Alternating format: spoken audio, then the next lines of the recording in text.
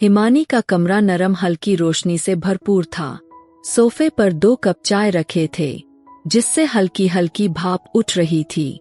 हिमानी की कजन माला आई थी। वह थोड़ी हिमानी से दूर इलाके में रहती थी, जहां हिमानी की सहेली पायल रहती थी। हिमानी के सहेली पायल की कुछ दिन पहले ही मृत्यु हो गई थी। अब दोनों कजने हिमानी और माला एक दूसरे के पास बैठकर बातों में मगन थी। जब माला ने हल्की सी सांस भरकर अपनी उलझन जुबान पर लाई, यार हिमानी, शादी में सिर्फ 1 महीना रह गया है और मेरी जान निकली जा रही है। यह सोच सच कर कि मेरी शादी की पहली रात को क्या होगा, सब कुछ कैसे मैं हंत करूंगी, कोई टिप दे दो ना। सुना है बड़ी तकलीफ होती है। मेरी सोच सच कर जान निकली जा रही है। उस दिन मम्मी भी बातों में बोल रही थी, एक लड़की को बहुत कुछ बर्दाश्त करना पड़ता है। भाई, मैं दर्द वगैरह बर्दाश्त नहीं करूंगी, कह देती हूँ। हिमानी जोर से हंसी, जैसे उसकी बेचैनी एक मासूम सी उलझन हो। वह बोली, मैं तुम्हें क्या टिप दूं, ना मेरी शादी हुई है ना मंगनी, मुझे क्या पता इन बातों का। हाँ, तुम्हें मेरी मम्मी अच्छी टिप दे देंगी, जाकर एक बार उनसे पूछो तो वह अच्छी तरह बताएंगी शादी के रात लड़की को किन किन मुसीबतों का सामना करना पड़ता है। माला ने आंखें निकालकर उसे घोरा, फिर शरावत से बोली, हाँ, तुम तो चाहती हो शादी से पहले ही मेरे हाथ पांव टूट जाए और मैं घर पर बैठ जाऊं है ना। हिमानी खिलखिला कर हंसती, वैसे मैडम, यह जो आपने बात कही रही है ना, आपकी शादी हुई है ना मंगनी, इन सब से तुम बिल्कुल अलग हो। मैंने महसूस किया है तुम किसी से मोहब्बत तो करती हो ना, कम से कम उसी बारे में ही कुछ बता दो कि मैं अपने पति से कैसे मोहब्बत करूं, किस तरह अपने ख्यालों से इस डर को निकालूं। हिमानी का चेहरा एक पल को बिल्कुल डर में हुआ, हंसी आते आते चेहरे से सिमट गई, नजरें चुराकर बोली, क्या मतलब, किससे मोहब्बत करती हूँ। उसका शब्द साफ लड़खड़ा गया था, नजर सामने रखे चाय के मग पर जमा चुकी थी। चेहरे पर एक चोर सा रंग बिखरा हुआ था। माला ने अपनी कोहनी उसके कंधे पर टिकाई और मुस्कुराते हुए बोली, अरे रहने दो, सब पता है मुझे कैसे तुम मेरी सहेली के भाई को पसंद करती हो, बस उसकी मम्मी से डरती हो। डरो मत, मैं खुद बात करूंगी तुम्हारे लिए। यह बताओ वो मेरी बात मान जाएंगे, और कई हद तक मुझे ऐसा लगता है कि लव भैया भी आपकी मोहब्बत में गिरफ्तार है। क्या पता मामला ही बन जाए। वैसे आंटी से मैंने तुम्हारे बारे में बात की, कितना अच्छा होगा, तुम मेरी सहेली की भाभी बन जाओगी। मैं जानबूझकर उसे छेड़ रही थी, जबकि वह अब लाल पड़ चुकी थी। हिमानी ने धीरे से सर हिलाया। एक उदास सी मुस्कुराहट होठों पर उभरी, जैसे कोई दिल की इच्छा उसके दिल में चुपचाप सांस ले रही हो। यह सब सपने जैसी बातें हैं माला, मुझे नहीं लगता कि मेरी मोहब्बत मुझे मिल पाएगी। तुम्हारी सहेली का भाई तो मेरी तरफ देखता तक नहीं। ऐसा लगता है जैसे मैं उसके लिए बस एक आम सी लड़की हूँ, बल्कि उससे भी गई गुजरी।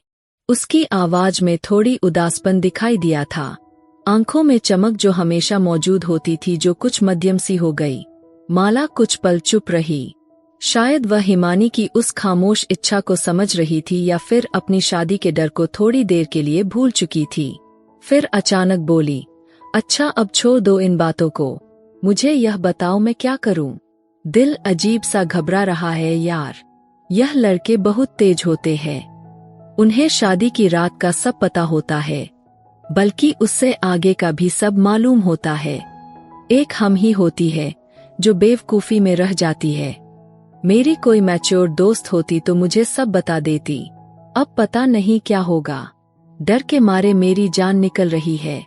हिमानी ने अपनी चाय उठाई, एक घूंट लिया, फिर मुस्कुरा कर बोली, बस तुम चुप रहना, जो कुछ करना होगा मयूर जीजू खुद कर लेंगे, तुम चुपचाप से बैठ जाना, सब कुछ मैनेज हो जाएगा, ज्यादा सोचो मत। मोहब्बत नछावर करना वैसे भी लड़कों का ही काम होता है। अगर इस काम में भी हम आनाकानी करें तो यह तो नाइंसाफी होगी ना। शादी की पहली रात तुम्हारे दूल्हे के नाम माला हंसी थी, पहले हल्की सी, फिर जोर जोर से हंसने लगी। क्या मतलब, मैं बस पत्थर की मूरत बनकर बैठ जाऊंगी। तुम्हारी भी बातें निराली है, अब इंसान हूँ, रिस्पांस तो करूंगी ना। मेरी बात का मतलब समझ रही हो ना। वह दहकते गालों के साथ बोली थी। हिमानी भी हंसने लगी। दोनों की हंसी कमरे में गूंजने लगी। जैसे पल भर को सब डर और उलझने थोड़ी देर के लिए पीछे रह गई हो और सिर्फ मोहब्बत ही मोहब्बत हो। अगर वह मासूम जानती ही नहीं थी हर मुस्कुराता हुआ चेहरा और हंसकर बात कर लेना सच्चाई नहीं होती। रात की स्याही चारों तरफ फैल चुकी थी। कमरे की खिड़की से हल्की सी चांदनी अंदर नजर आ रही थी। रोशनी इतनी धीमी थी, सिर्फ बिस्तर के पास रखे लैंप की लौ काफी महसूस हो रही थी। हिमानी अपने बिस्तर पर आधी लेटी हुई थी। एक किताब उसके हाथ में खुला हुआ था। वह पूरे ध्यान से उसे पढ़ रही थी। पूरा घर बिल्कुल खामोशी की लपेट में था। सिर्फ दीवारों पर लगी घड़ी टिक टिक की आवाज सुना रही थी। तभी कमरे के दरवाजे पर हल्की सी किसी की आने की आहट हुई। हिमानी ने चौंक कर नजरें उठाई। अगले ही पल दरवाजा खोलकर आरती देवी कमरे में दाखिल हुई थी। उनके चेहरे पर मामूली से ज्यादा गंभीरता थी। हिमानी जल्दी सीधी होकर बैठ गई। किताब अभी भी उसके हाथ में खुला था। वह कुछ बोलती इससे पहले कि आरती देवी थोड़ी गुस्से में बोली, हिमानी, रात के 11 बज रहे हैं और तुम अभी तक लेट कर यह किताब पढ़ रही हो। यह कोई वक्त है? मैं समझी तुम सो चुकी होगी। तुम्हारे पापा को भी मैं यही बोलकर आई थी कि मेरी बच्ची 10 बजे ही सो जाती है, लेकिन यहाँ बच्ची कहानियों की किताबें पढ़ने में मगन है। वह आंखें दिखाते हुए बोली। उनके खराब मूड से मालूम हो रहा था कोई बात जरूर हुआ है। हिमानी ने जल्दी किताब एक तरफ रखी और नरम अंदाज में बोली, क्या हुआ मम्मी? आप क्यों पापा बन रही है? नींद नहीं आ रही थी तो पढ़ लिया था। अब बताइए, आपको कुछ चाहिए क्या? वह जल्दी सीधी हुई थी। मम्मी की डांट से शुरू से ही उसे बहुत डर लगता था।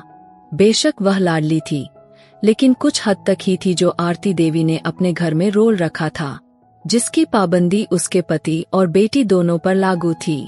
आरती देवी ने गहरी सांस ली और धीरे धीरे चलते हुए बेड के किनारे पर बैठ गई। उनकी नजरें हिमानी पर टिकी हुई थी, जैसे कुछ कहना हो मगर सब ढूंढ रही हो। मुझे तुम्हारे पापा ने भेजा है बात करने के लिए, लेकिन देखो मेरा कोई इरादा नहीं था, ना ही मेरा दिल है। उनके चेहरे की लकीरें कुछ गुस्से सैली हो गई थी, जैसे अंदर कोई बात चुभ रही हो। हिमानी ने परेशानी से पूछा, क्या हुआ मम्मी? आप इस तरह क्यों बात कर रही है? पापा ठीक है। क्या बात है? बोलिए ना। कमरे में कुछ पल बिल्कुल चुप्पी छाई रही। सिर्फ लैंप की लौ में उन दोनों के साए हल्के हल्के हिल रहे थे। आरती देवी बोली, तुम्हारी चाची की पड़ोसन माला की सहेली की मम्मी लव का रिश्ता तुम्हारे लिए लेकर आई है।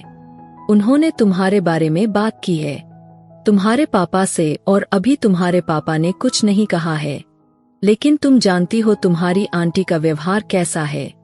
तुम्हारी चाची मुझे बता रही थी, उनके रिश्तेदारों से उनकी कभी नहीं बनती। वह अपनी नंदों को कुछ नहीं समझती। एक नंद तो उनकी मेरी सहेली है और वह थोड़ी लालची टाइप की है। पति उनका कुछ काम नहीं करता। बेटा के बारे में मुझे ज्यादा जानकारी नहीं है। कुछ महीने पहले ही उनकी बेटी की मृत्यु हुई है। वह थोड़ी झगड़ालू टाइप की औरत है। उस घर में उसी की चलती है। मुझे पता है उनके बारे में। उनकी नंद बता रही थी, एक बार उन्होंने अपनी नंद से बहुत झगड़ा किया था। बेचारी को पानी तक नहीं पूछा, खूब बातें की थी। मैं क्या बताऊं, मेरा तो दिल ही बैठा जा रहा है। अगर तुम्हारी शादी उस परिवार में की तो वह तुम्हारा खून निचोड़ देगी। यह सोचकर ही मेरी जान सूख रही है और तुम्हारे पापा के असर से साफ झलक रहा है। मुझे तो लगता है तेरे पापा इस बात को स्वीकार कर लेंगे। यही चीज मेरा सुकून खराब कर चुके हैं। हिमानी के चेहरे पर जैसे एक झमका सा हुआ था। वह एक पल के लिए बिल्कुल सुन रह गई थी। अंदर कुछ ऐसा हलचल मच गया था। शब्द उसके लबों पर आने से पहले ही दिल में शोर मचाने लगे थे। सच में इतनी जल्दी मेरी प्रार्थना सुन ली गई है, जैसे वह दिल ही दिल में बेआज प्रार्थना कर रही हो। मोहब्बत इतनी आसानी से भी मिल सकती है। वह दंग रह गई थी और फटी फटी निगाहों से अपनी माँ को देखने लगी थी। ना जाने वह क्या कुछ बोल रही थी। उसे कुछ भी समझ में नहीं आ रहा था। उसे तो बस एक बात समझ आया था कि आंटी ने लव की बात की है, यानी उसकी मोहब्बत की बात की है। मतलब उसकी मोहब्बत की बात हुई है। यह शब्द ही उसे हवाओं में उड़ा रहे थे। उसने एक गहरी सांस ली और बहुत नॉर्मल शब्दों में बोली, मम्मी, आंटी से क्या लेना देना? हमें तो लव को देखना चाहिए। वह तो बहुत अच्छा लड़का है। वह मिलनसार है और बहुत हैंडसम भी है। माला उसको बहुत अच्छे से जानती भी है। उनके परिवार की परवाह मत करो। अपनी फैमिली के बारे में सोचता है। मुझे लव में तो कोई बुराई नजर नहीं आती। आरती देवी ने एक पल के लिए हिमानी को बड़ी गौर से देखा, जैसे किसी अनदेखी जज्बों को पढ़ना चाहती हूँ। फिर बोली, तुम पसंद करती हो उसे? उनका शब्द पल भर के लिए थोड़ा सा लड़खड़ाया था। आंखों में डर हिचकोले मार रहे थे। हिमानी ने जल्दी नजरें चुरा ली, सर को ना में हिलाया और धीरे से बोली, नहीं, मैं पसंद नहीं करती। मैं सिर्फ एक बात कह रही हूँ। आपको और पापा को जो अच्छा लगे वह कर लीजिए। मेरी तरफ से कोई ऐतराज नहीं, क्योंकि आपकी खुशियों में खुश हूँ और जल्दी ही बात संभाल ली थी। हाल डर से उसकी हथेली भीग चुकी थी। आरती देवी कुछ पल चुप से उसकी तरफ देखती रही। अच्छा ठीक है, फिर खड़ी हो गई। उन्होंने एक नजर अपनी बेटी पर डाली और बोली, अब सोने की कोशिश करो, बहुत रात हो रही है। अब मैं तुम्हारे कमरे की लाइट जली हुई ना देखूं। कुछ जिंदगी के रूल होते हैं जिसको फॉलो करना बहुत जरूरी होता है, समझी? यह कहते ही वह बाहर की तरफ बढ़ गई थी। दरवाजा बंद होते ही हिमानी के चेहरे पर एक ऐसी हल्की सी मुस्कुराहट फैल गई, जैसे किसी छुपी हुई खुशी ने दिल के अंदर चिराग जला दिया हो। अपने तकिए पर सर रखकर धीरे से मुस्कुराई और दिल ही दिल में भगवान का धन्यवाद किया। जो शब्द उसने जुबान से नहीं कहे, सिर्फ दिल की धड़कनों से कहे थे। वह बेहद खुश थी। आखिरकार बचपन की मोहब्बत उसे मिलने जा रही थी। उसे मालूम था अगर पापा ने अभी कुछ नहीं कहा तो शायद बाद में मान जाए। उसे तो सिर्फ अभी खुशियां मनानी थी। बात से बेखबर थी कि खुशियां इतनी आसानी से कभी अपनी किस्मत में शामिल नहीं होती। जोड़े आसमान पर बनते हैं, हम इंसान कुछ नहीं कर सकते सिवाय चुप रहने के, और यही चुप रहना उसके सुकून को खराब करने वाली थी। आज हवाओं में बहुत अलग तरह का शुरूर था। दमकते धूप की रोशनी पूरे हॉल को एक अलग ही असर दे रही थी। बरखा देवी सोफे पर आराम से बड़े सुकून भरे अंदाज में बैठी थी। इधर माला अपने आंगन में सामने सोफे पर कुछ झुकी हुई सी बैठी कुछ बात कर रही थी। शायद अपनी मम्मी से बात कर रही थी। उनके बीच हल्की फुल्की बातचीत हो रही थी। आवाज धीमी थी। इधर लव के घर में अचानक आंगन के बाहर दरवाजे से कदमों की आवाज सुनाई दी और लव अंदर दाखिल हुआ। चेहरा तपा हुआ था, आंखों में गुस्सा दिखाई दे रहा था उसके। बरखा देवी अपनी बड़ी बेटी के साथ बैठे कुछ बातें कर रही थी। दोनों ने एक साथ नजर उठाकर देखा। आप किसके परमिशन से मेरा रिश्ता आंटी के घर लेकर गई थी? ना ही कोई नमस्ते, ना ही कोई दूसरी बात। सीधा वह भड़क उठा था। लव अपने कदम रोके 2 कदम आगे बढ़ते बोला। आवाज बहुत तेज थी मगर बड़े काबू में थी। मैंने आपसे कब कहा था मुझे माला से शादी करनी है? बेशक वह खूबसूरत है, पर रही है, लेकिन इसका मतलब यह तो नहीं है आप किसी से भी मेरा रिश्ता जोड़ देंगी। यह मेरी जिंदगी है मम्मी, आप उसको इस तरह इस्तेमाल नहीं कर सकती। मैं आपको किसी कीमत पर भी उस चीज की परमिशन नहीं दूंगा। आगे जाकर बहुत समस्याएं होती है। अगर पति के बीच संबंध अच्छे ना हुए तो आने वाली नस्ल भी बर्बाद हो जाती है। बरखा देवी धीरे से खड़ी हुई। उनका चेहरा बिल्कुल सुन्न था, लेकिन नजरों में एक माँ वाली फीलिंग मौजूद थी। तुम्हारी जिंदगी जरूर है, लेकिन यह जिंदगी मैंने तुम्हें दी है, वह हक से बोली थी। लव गुस्से से मुस्कुराया था। पैदा करके एहसान जताएंगी आप? क्या हो गया है आपको? बात क्यों नहीं समझ रही आप? वह लड़की मेरे काबिल नहीं।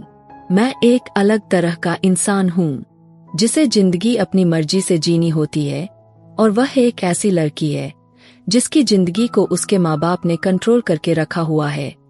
इस बार वह बोला नहीं, बड़ी जोर से चिल्लाया था। इधर माला का घर बिल्कुल उनके सामने था। उसकी आवाज माला बहुत अच्छी तरह से सुन चुकी थी। माहौल की गंभीरता को कम करने के लिए जल्दी उनके घर में आ पहुंची। बोली, लव भैया बैठिए, क्या हो गया आपको? इस तरह गुस्सा करना एक बेवकूफी की बात है। आप बैठकर तसल्ली से बात कर सकते हैं, इसमें कोई बुराई नहीं। अगर आप उसकी बुराइयों को छोड़कर अच्छाई को सोचोगे, वह लड़की भी आपको समझ आ जाएगी। लेकिन आप उस पर ध्यान देना ही नहीं चाहते। बरका देवी ने लव का हाथ थामा और उसे नरमी से सोफे पर बिठाया। बैठ जाओ, थोड़ा दिमाग से बात करो। जज्बात में बह कर कुछ भी कह देना ठीक नहीं। बेवजह तुम गुस्सा करके अपना खून भी जला रहे हो और मेरी जिंदगी भी खराब कर रहे हो। तुम अच्छी तरह जानते हो, मैं कभी भी कोई काम बिना फायदे के नहीं करती। तुम मेरे इकलौते बेटे हो। तुम अच्छी तरह जानते हो मेरे लिए तुम्हारे जज्बात हमेशा से क्या मायने रखते हैं। लव बेदिली से बैठ गया, मगर चेहरे पर अभी भी नाराजगी थी। उसे मालूम था उसकी माँ उसे बहुत प्यार करती है, लेकिन अभी यह बात उसे बिल्कुल भी हजम नहीं हो रही थी कि उसकी शादी एक ऐसी लड़की से हो रही है जिसमें आत्मविश्वास नाम की कोई चीज मौजूद नहीं। बरखा देवी ने अपना अंदाजा थोड़ा नरम रखते हुए माला की तरफ देखा, फिर लव की तरफ मुंह करके बोली, माला बता रही थी कि वह तुम्हें बहुत पसंद करती है, बल्कि बहुत ज्यादा तुमसे मोहब्बत भी करती है। और तुम खुद सोचो, हिमानी के पापा का कितना बड़ा कारोबार फैला हुआ है, कितनी दुकानें हैं जिसका किराया आता है, इतना बड़ा घर है। अगर समधन समधी ना रहे तो वह सब किसका होगा? वह तुम्हारा ही होगा ना। और जहां तक मुझे मालूम है उसमें कई चीजें हिमानी के नाम पर ही है। लव चुप से सब कुछ सुनता रहा। वह बातें जो उसने सोची ही नहीं, वह सब उसके सामने रखते जा रही थी। बरखा देवी की बात चालू थी और थोड़ा दिमाग से सोचो लव, यह जज्बात का नहीं भविष्य का सवाल है। तुम एक अच्छा कारोबार कर सकते हो, समधी तुम्हें एक मजबूत कारोबार सेट करवा कर दे सकते हैं। और अगर उन्होंने कारोबार सेट भी नहीं करवाया, वह सारी दुकानें तो तुम्हारी होगी। बैठकर खाओगे एक मालिक की तरह, सिर्फ कैश लेने जाया करोगे। सोच समझकर फैसला कर लिया करो। लव ने एक गहरी सांस भरी, नजरें नीचे कर ली, फिर कुछ पलों के बाद बोला, लेकिन मम्मी वह मुझे पसंद नहीं है। बहुत अजीब सी है, बिल्कुल सादा और घरेलू लड़की है। वह अपनी बात की अहमियत को खुद ही कम करते हुए बोला, खैर आपने जो कहना था कह दिया, मानना भी शायद मजबूरी है। आपको जो अच्छा समझ आए वही कीजिए। आपकी बातें सच में ठीक है। बिजनेस की तो मुझे भी वैसे जरूरत है। अगर बिजनेस नहीं होगा तो हम आगे जिंदगी कैसे बिताएंगे? पापा ने तो हमें कहीं का नहीं छोड़ा है। यह कहते वह उठ खड़ा हुआ था। आंखों में उलझन अभी भी मौजूद थी, लेकिन सब थोड़ा ठंडा पड़ गया था। वह बगैर कुछ कहे आंगन से बाहर निकल गया था। उसको बात समझ आ चुकी थी। उसके जाते ही बरखा देवी और माला के नजरों का आमना सामना हुआ। दोनों के चेहरे पर धीमी सी मुस्कुराहट उभरी, जैसे कोई रुका हुआ काम बना हो और वक्त आने के हक में झुक रहा हो। चमचमाती मर्सिडीज शहर की जगमगाती सड़कों पर धीमी रफ्तार से आ रही थी। बाहर की दुनिया लाइट शॉप, बोर्ड और चलती गाड़ियों से आवाज थी, लेकिन गाड़ी के अंदर पूरी चुप्पी का राज था। पीछे की सीट पर सागर बिल्कुल चुप से बैठा हुआ था, गहरे ख्यालों में डूबा हुआ था। उसकी नजरें शीशे से बाहर की तरफ थी, जैसे मंजर नहीं बल्कि कुछ सोच रहा हो। वह पूरा ब्लैक 3 सूट में था। कॉलर से हल्का सा नीलाहट झलक रही थी। बाल तरीके से सेट हुए थे। आंखों में गहरी गंभीरता थी। 30 साल के सागर के चेहरे पर एक ऐसा रोग था जो किसी बिजनेसमैन के चेहरे पर होती है। कुछ पल बाद अचानक उसका मोबाइल फोन बजने लगा। चौंका नहीं, बस एक नजर स्क्रीन पर डाली जहां कुंदन शर्मा का नाम लिखा आ रहा था। अगले ही पल उसने कॉल रिसीव कर ली और मोबाइल कान से लगा लिया।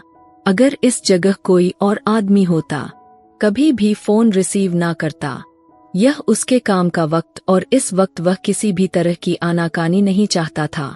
दूसरी तरफ से कुंदन शर्मा की आवाज सुनाई दी, थोड़ी घबराई मगर पूरी एक्शन में, आप कहाँ हो? ऊपर से ऑर्डर आई है कि आप फिलहाल घर पर रहेंगे। आपकी जान को खतरा है, लेकिन मुझे खबर मिली है आप कहीं जा रहे हैं। यह बर्दाश्त करने वाली बात नहीं। अगर आप इसी तरह लापरवाही दिखाएंगे, माफी चाहते हैं। आपके साथ सख्त एक्शन भी लिया जाएगा। सागर ने गर्दन थोड़ी सी दाएं मोड़ी और चुप से एक गहरी सांस लेकर बोला, यह मेरी समस्या है कुंदन शर्मा, मैं अपनी सुरक्षा खुद करना जानता हूँ। सिर्फ तुम इतना बताओ मिशन क्या है। कुंदन शर्मा की आवाज फिक्रमंदी में दिखाई दे रही थी। सर, मिशन होते रहेंगे। अगर आपको कुछ हो गया तो हम ऊपर क्या जवाब देंगे। आप जानते हैं इस इलाके में आपकी क्या हैसियत है जो अपने दिमाग में लेकर आप काम करते हैं। यहाँ किसी के पास वैसा दिमाग नहीं। आप क्यों इतने जज्बाती हो रहे हैं। सागर के चेहरे पर हल्की सी मुस्कुराहट उभरी, मगर आंखों में जुनून बाकी थी। मुझे मेरा बिजनेस भी देखना होता है कुंदन साहब, मैं ऑफिस ही जा रहा हूँ। तुम टेंशन मत लो, मेरी गाड़ी का गोली कुछ नहीं बिगाड़ सकती। सिक्योरिटी मेरी जगह है। तुम भी थोड़ा दिमाग इस्तेमाल करो और हालात संभाल लो। फालतू के धमकियों और बातों से थोड़ा दूर रहा करो। मुझे यह अंदाजा सख्त पसंद है। और कुंदन की आवाज अब थोड़ी गंभीरता और सख्त हो गई थी। सर, यह कोई आम मिशन नहीं है। अगर आप चाहते हैं हम कामयाब हो, आपकी सुरक्षा जरूरी है। अगर आपको कुछ हो गया, यह मिशन, यह टीम, यह सब कुछ बिखर जाएगी। आप जानते हैं एक लीड की अहमियत क्या होती है। आप हमारे लिए सिर्फ एक अफसर नहीं, एक सिस्टम की रीढ़ की हड्डी है। सागर ने थोड़ी सी बात की और बात खत्म करते हुए फोन काट दिया। उसके चेहरे पर अब कोई असर नहीं था। वह पूरा गंभीरता से अपने काम और अपने ड्राइविंग में बिजी हो गया। वह वापस आ चुका था। गाड़ी के अंदर फिर वही चुप्पी छाई हुई थी, मगर अब वह पहले से ज्यादा बोझिल थी। सामने का आईना उसकी आंखों का साया दिखा रहा था। उसने सर झटका था और नजरें वापस बाहर के मंजर पर मोड़ लिया था। इस इलाके को जॉय करके वह वापस आने लगा था, जिसने धीरे धीरे उसकी आजादी उससे छीन ली थी।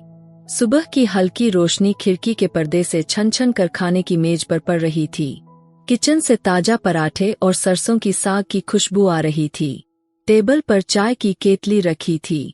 बर्तन तरीके से रखे गए थे। हर चीज मामूली के हिसाब से थी, सिवा हवा में छाई गंभीरता।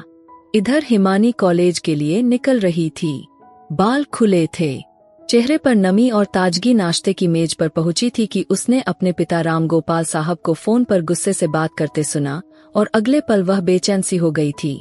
रामगोपाल कुर्सी पर बैठे फोन कान से लगाए बोल रहे थे।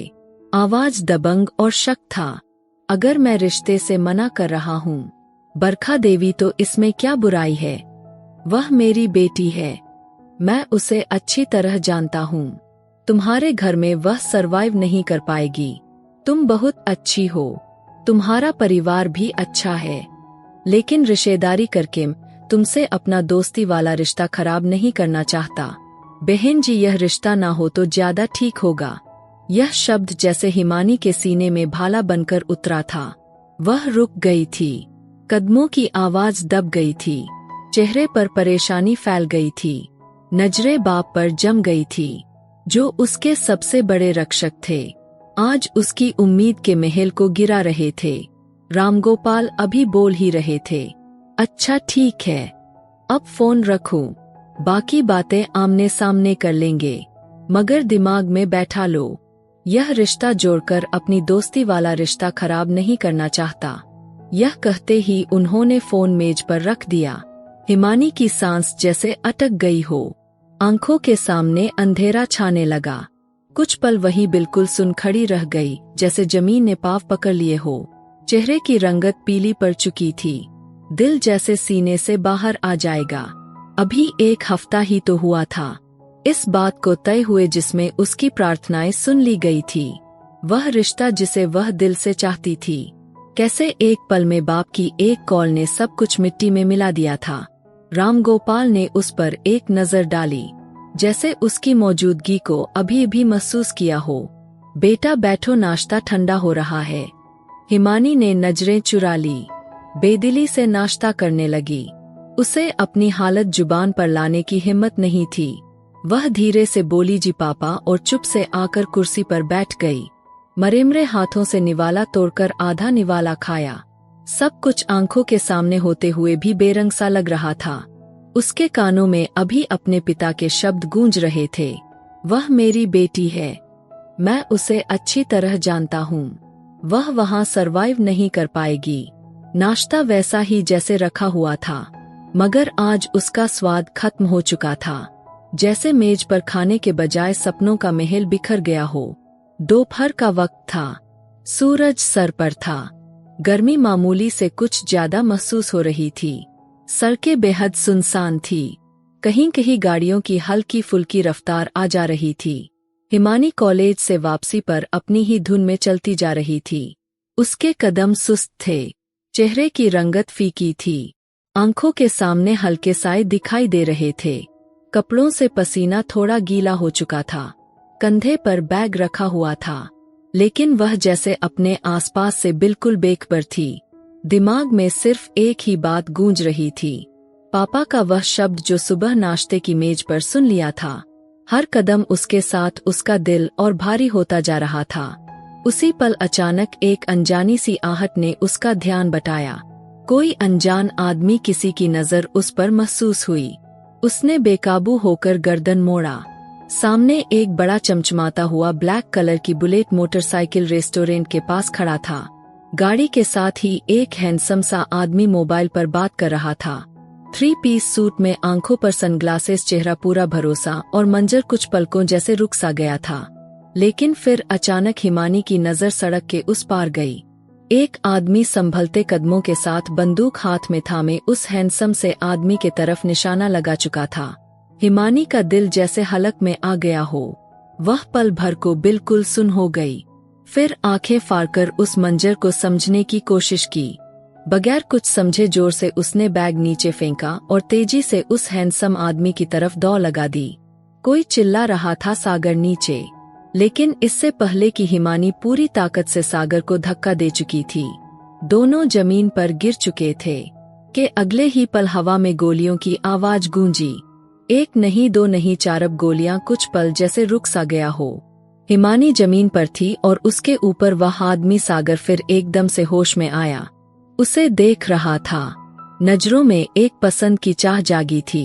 एक पल बाद कुछ वक्त का एहसास करते हुए धीरे से बोला, मैडम आंखें खोलो, आप ठीक है। हिमानी ने धीरे से आंखें खोली। सामने एक अनजान हैंडसम आदमी का चेहरा देखा था जिसमें एक अजीब सा सुकून था। वह जल्दी से उठ गई। उसने अपने कपड़े झाड़े और फिर हाथ बैठाए बगैर बस नजरें झुकाकर पीछे हट गया था। हिमानी को थोड़ा शर्मिंदगी ने घेर लिया था। संभल कर खड़ी हुई थी। अभी वह कुछ बोलती, सागर ने धीरे से कहा, मैं सागर हूँ, बहुत बहुत धन्यवाद आपका, आपने मेरी जान बचाई, यह एहसान मैं जिंदगी भर याद रखूंगा।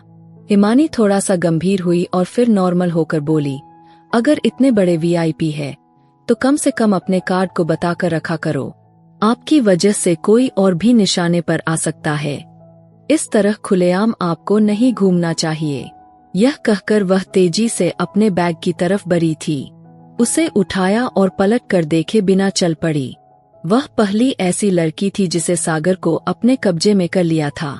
पीछे सागर चुप खड़ा रह गया था, मगर उसकी आंखों में एक अलग सी चमक आ चुकी थी। एक हैरानी, एक प्यार और कहीं गहराई, एक उदासी। जिंदगी में पहली बार किसी लड़की ने झुककर उसे सल्यूट नहीं किया था, ना इस तरह नजरें झुकाई, बस सिर्फ सच बोली। और सागर को पहली बार कोई अच्छी लगी थी। इधर बरखा देवी का घर आंगन इस वक्त बेहद गुस्से में डूबा हुआ था। दोपहर की धूप खिड़कियों से अंदर आ रही थी, लेकिन अंदर के माहौल पर जैसे साए लहरा रहे थे। इधर माला सोफे पर परेशान बैठी थी। बरखा देवी सामने खड़े होकर गुस्से में आग बबूला हो रही थी। तुमने कहा था वह लब को पसंद करती है, तुमने कहा था वहां से कभी मना नहीं हो सकेगा। उनका सब थोड़ा तीखा था और चेहरे पर साफ नाराजगी दिखाई दे रही थी। फिर यह क्या तमाशा है? तुम्हारी बात गलत साबित हुई है, तुमने जानबूझकर मुझसे झूठ बोला था। माला अब थोड़ी घबरा ही गई थी। मोबाइल उठाया और जल्दी से हिमानी का नंबर डायल किया। आंटी, मुझे तो खुद भी नहीं समझ में आ रहा, मुझे एक बार बात तो कर लेने दो। बरखा देवी ने हाथ नचाते हुए सुपर पर बैठते गहरी सांस ली। बस अब कुछ मत कहो, जो होना था सो हो गया है। दूसरी तरफ कॉल रिसीव हो चुकी थी। हिमानी की मध्यम सी आवाज उभर कर आई थी। हेलो माला जल्दी से बोली, कहाँ थी तुम? सुबह से फोन कर रही हूँ, तुम तो जैसे गायब हो गई हो। हिमानी का शब्द बुझा हुआ था। घर पर ही थी, अभी कॉलेज से आई हूँ। बोलो क्या हुआ? माला एक पल की देरी किए बिना फिर तनाव भरे शब्दों में बोली, ज्यादा भोली मत बनो। सब मालूम है, मुझे तुम्हारे पापा ने इस रिश्ते से मना कर दिया है और मैं मान ही नहीं सकती तुम्हें इस बात का पता ना हो। हिमानी कुछ पल चुप रही, फिर धीरे से बोली, हाँ मुझे पता है, लेकिन यह बड़ों के फैसले है, मैं क्या कर सकती हूँ? माला का सब तेज हुआ। मगर तुम लव को पसंद करती हो ना? फोन के लाइन पर कुछ